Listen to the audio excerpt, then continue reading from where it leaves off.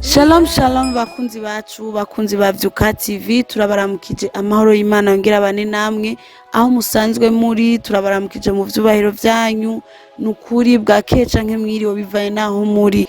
Kuri bashasha aha ni kuri Vyuka TV, wowe utarakora subscribe urashobora gukora subscribe kugira ngo uze wame ukurikirana ibikorwa vyacu uko bizokwama bishigwako.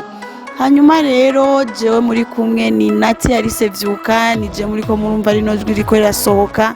Rero ni wa mwanya wacu, wa mwanya wa Vyuka promo, umwanya w'ikiganiro canke igikorwa twise Vyuka Gospel Talent.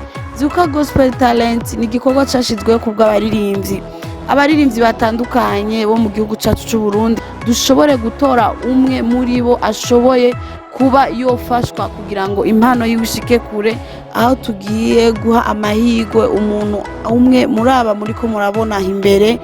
Muri ko murabona ni bamwe bashoboye kugaragaza impano zabo mu buririmbyi, mu ndirimbo zihimbaza Imana, mu ndirimbo zabo bashoboye kwandika ubwabo. Ushobora kuba ubazi, hari nabo butazi, ariko kandi turabasaba kugira ngo mushobore gutanga amahirwe kuri aba bene data baze babandanye kino gikorwa. Tunabasengere kugira ngo Imana ishishikare kubakomeza muri zino mpano zabo.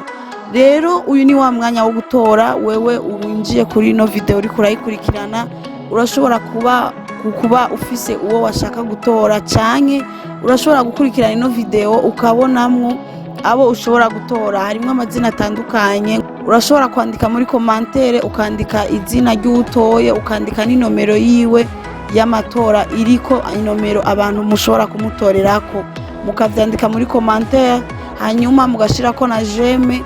Ntimwibagire gukora subscribe kuri bashasha bazoba badukurikiranye kuri Vyuka TV. Tunagirwa ko tubibutsa ino ni promotion ya mbere dutanguye, ico twise première edition. Rero turabaha ikaze, mudufashe gutanga amahirwe kuri bano baririmbyi no kubatera intege. Murakoze cyane. Aha hari kuri Vyuka TV niho muzokwama muri ko murabatorera. Murakoze cyane, amahoro y'Imana yongera bane namwe. Mwari kumwe na jewe Nati Alice ariko ahabwa ubugingo budashira. Kuwizera wese nazaferubi ariko ahabwa ubugingo budashira.